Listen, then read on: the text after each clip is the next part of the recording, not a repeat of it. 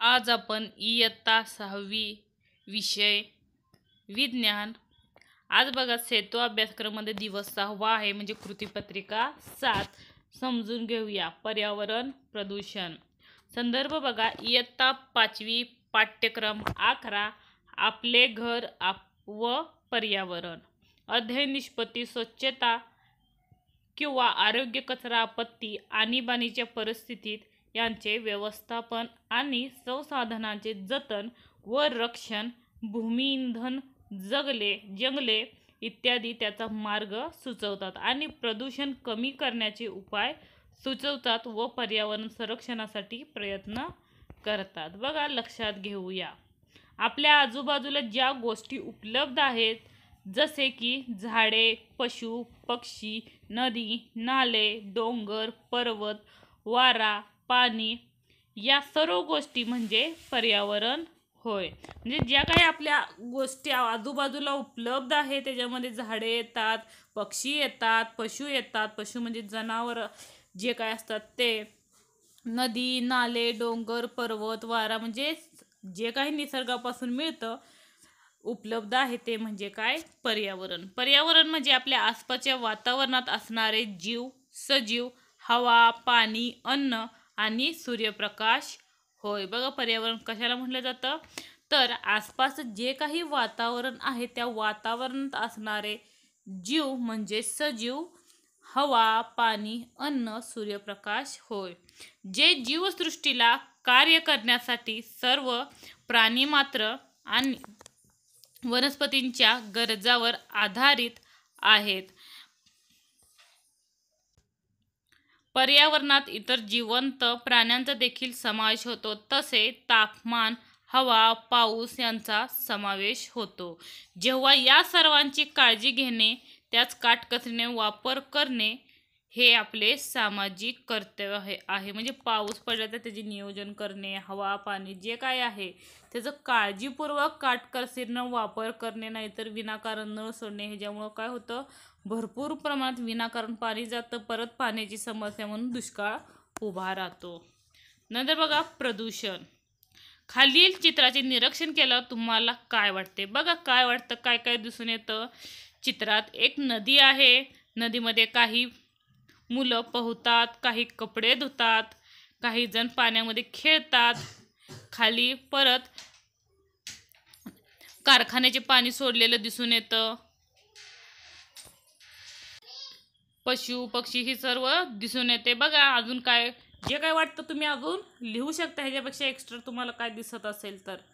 बघा आपल्या आजूबाजूला ज्या गोष्टी उपलब्ध आहेत जसे की झाडे, पशु, पक्षी, नदी, नाले, डोंगर, पर्वत, वारा, भूमी, पाणी या सर्व गोष्टी म्हणजे पर्यावरण हे आपल्याला माहीत आहे. परंतु आपण या सर्व संसाधनाचा वापर काटकसरीने केला नाही किंवा विचारपूर्वक केला नाही तर आपल्या परिसर दूषित होईल व त्याचा आरोग्यावर विपरीत परिणाम होईल. आता चित्रात पाहिलेलं बघा, नदीवर कपडे धुणे, भांडी घासणे, गुरेढोरे धुणे, नदीवर शौचास बसणे यामुळे नदीचे पाणी प्रदूषित होते. यामुळे व्यक्तीचे आरोग्य धोक्यात येते.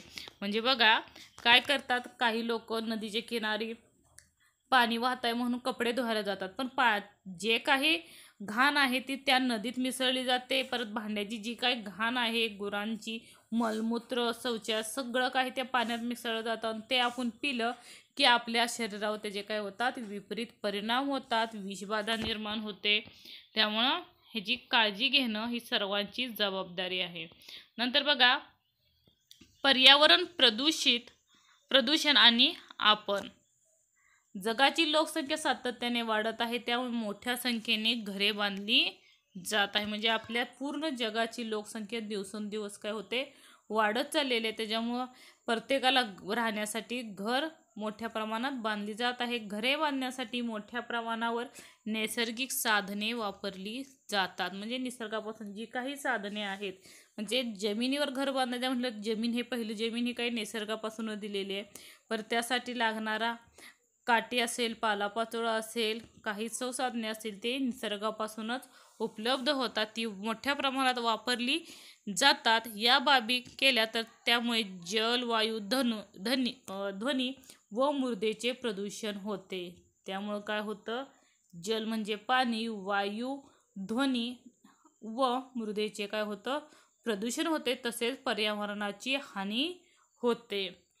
डोंगर पोखरणे, बघा कुठल्या गोष्टी येतात त्याच्यामध्ये प्रदूषणामध्ये. डोंगर पोखरणे, समुद्रकिनारा, तसेच नदी पात्रातून वाळू उपसा करणे, जमिनीतून दगड माती काढणे, जमिनीतील पाण्याचा अतिरेकी उपसा करणे, जमीन मोकळी करण्यासाठी झाडे तोडणे. झाडे तोडल्यामुळे काय होतं, जे काही वातावरण आहे ते संतुलित राहत नाही. नदी, ओढे, नद्या, खाडे व सखल भागात भर घालून जमीन तयार होते आणि नदीच्या किनारी जास्तीत जास्त घरे बांधल्यामुळे परत त्याला काय होतं की पूर येणे ह्या समस्या सुद्धा उद्भवतात. शेती व इतर उपयोगासाठी असलेले जमीन वाढत्या शहरीकरणामुळे वस्त्या व रस्ते उभारण्यासाठी वापरली जात आहे. म्हणजे शेतीचा उपयोग आता दिवसेंदिवस कमी होत जाईल, कारण शेतीच्या जागी तिथं काय केलं जात आहे, वाढत्या लोकसंख्येमुळे जास्त रस्ते, घरे बांधली जात आहे, त्याच्यामुळं शेतीची कमतरता भासत आहे. नंतर बघा, शेतीसाठी जमीन कमी पडू लागल्याने वनासाठी राखलेली जमीन शेतीसाठी वापरणे, त्यामुळे मोठ्या प्रमाणावर वृक्षतोड होऊन वनांचे प्रदेश कमी होतो. त्याचप्रमाणे घरासाठी लागणारे साहित्य तयार करण्यासाठीच ऊर्जेचे वापर करावा लागतो. मातीपासून विटा, चुनखडीपासून सिमेंट, वाळूपासून काच बनवणे इत्यादीसाठी ऊर्जेचा मोठ्या प्रमाणात वापर केला जातो. ऊर्जा निर्माण करण्यासाठी आपण कोळसा, नैसर्गिक वायू व खनिज तेल यासारखी नैसर्गिक इंधने वापरतो. म्हणजे प्रत्येक जण, वाढती लोकसंख्या झाली की मोठ्या प्रमाणात नैसर्गिक वायू, खनिज तेल ही नैसर्गिक इंधनाचा वापर जास्त होतोय. त्याच्या काळात तर पेट्रोल, डिझेल मोठ्या प्रमाणात वापर होतो आणि त्याच्या ज्वलनातून काय होतं, वायू प्रदूषण मोठ्या प्रमाणात बाहेर पडलं जातं. ही इंधने एकदा वापरली की संपतात. या ऊर्जा स्रोताच्या ज्वलनातून वायू प्रदूषण होते. ऊर्जा स्रोत निसर्गात निर्माण होण्यासाठी लाखो वर्षे लागतात. बघा, हा ऊर्जा स्रोत तयार होण्यासाठी, निसर्गात निर्माण होण्यासाठी किती वर्षे लागतात, लाखो वर्षे लागतात. त्यामुळे मुबलक प्रमाणात उपलब्ध असलेल्या व प्रदूषण न करणाऱ्या सौर ऊर्जा आणि पवन ऊर्जा यासारख्या ऊर्जा स्रोताचा वापर वाढायला हवा. हे संपुष्टात न येणारे ऊर्जा स्रोत आहेत. कुठले? सौर ऊर्जा आणि पवन ऊर्जा. हे जर तुम्ही कितीही वापर केला तर ते संपत नाही. त्यामुळे ह्या ऊर्जा स्रोताचा आपण इंधन म्हणून वापर करू शकतो. नंतर बघा, पर्यावरणाचे संरक्षण करण्यासाठी सगळ्या लोकांमध्ये जागरूकता निर्माण करण्यासाठी भारत देशामध्ये 5 जून हा दिवस जागतिक पर्यावरण दिवस म्हणून साजरा केला जातो. बघा, हा दिवस काय साजरा केला जातो, तर जागतिक पर्यावरण दिवस म्हणून साजरा केला जातो. जंगल वाचवण्यासाठी सुंदरलाल बहुगुणा या चिपको आंदोलन सुरू केले होते. बघा, सुंदरलाल यांनी कुठलं आंदोलन केलं तर चिपको आंदोलन सुरू केलं. कशासाठी? तर या धरतीवर वृक्षाचे सर्वात जास्त महत्त्व आहे म्हणून संत तुकाराम महाराजांनी म्हटले होते, वृक्षवल्ल्या आम्हा स्वरे वनचरे, पक्षी ही सुस्वरे आळवळती. बघा, काय म्हणले होते तुकाराम महाराज, वृक्षवल्ली आम्हा स्वरे वनचरे, पक्षी हे सुरवरे ओळते. म्हणजे ही जेव्हा वृक्ष जी फुलतील, वाढतील, तेव्हा पक्ष्यांचे सूर काय होतील, सर्वाकडे ऐकू येतील. खरोखरच हे वृक्ष आपले सगळे सोयरे, नातलग व मित्र कुटुंबातील आहेत. म्हणजे हे वृक्ष जे आहे ते सगळ्या सोयऱ्यापेक्षाही जवळ आहेत असे तुकाराम महाराज म्हणायचे. नंतर बघा, स्वाध्याय विचारलाय, तुम्हाला स्वाध्याय लिहायचा आहे. बघा, तुम्ही ज्या ठिकाणी राहता त्या परिसरामध्ये पर्यावरणाचे कोणकोणते घटक दिसतात ते लिहा. म्हणजे काही दिसतात पर्यावरणातील परिसरामध्ये पर्यावरणातील कुठलेही घटक जे काही दिसतील ते तुम्ही इथं लिहू शकता. जमीन, झाडे, पानं, फुलं जे काही निसर्गापासून मिळतं ते सर्व. फक्त त्यात मानवाचा कुठलाही समावेश नसावा. 4 ओळीत लिहू शकता, 2 ते 3 किंवा 4 ओळी. नंतर बघा खालील चित्राचे निरीक्षण करा, त्यात कोणकोणते प्रदूषण होताना दिसत आहे. बघा काही जण पाण्यात आंघोळी वगैरे करतात, तिथं कुठलं होतंय, वायू प्रदूषण होतंय. परत साईडला काय टाकलेलं आहे, जमिनीवरती कचरा टाकलेला आहे, त्याच्यामुळं वायू प्रदूषण होतं आणि गर्दी केल्यामुळं ध्वनी प्रदूषण होतं, लक्षात घ्या. नंतर बघा तिसरा, आपल्या परिसरात प्रदूषण होऊ नये म्हणून कोणती काळजी घेतली पाहिजे. तर आपला परिसर आपल्याला माहिती आहे, आपल्या परिसरात जे काही कचरा आहे त्याच्यासाठी नियोजन केलं पाहिजे. कचरा कुंडी असेल ठेवली पाहिजे जो काही एरिया आहे त्या एरियामध्ये, त्यामुळे त्या जो काही प्रदूषण आहे तो वाचवू शकतो. आणि सगळ्यांना सांगू शकता की तुम्ही इथं कचरा टाकू नका, कचरा कुंडीत टाका. नंतर बघा घरे बांधण्यासाठी कोणकोणत्या नैसर्गिक साधनाचा वापर केला जातो. घरे बांधण्यासाठी पहिल्यांदा जमिनीचा वापर केला जातो. नंतर त्या जागेला जे काही वृक्ष आहे त्या वृक्ष हे नैसर्गिक संसाधन आहे, वृक्षाची तोडली जातात.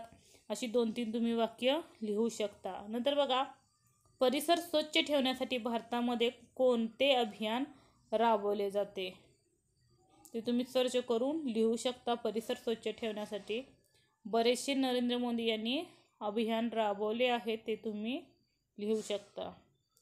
नंतर बघा स्वच्छतेच्या सवयीबाबत निष्काळजीपणे सामाजिक आरोग्याला घातक असतो. खालीलपैकी कोणत्या सवयीमुळे प्रदूषण होईल, त्याच्या पुढे गुणुल्याशी खून करा.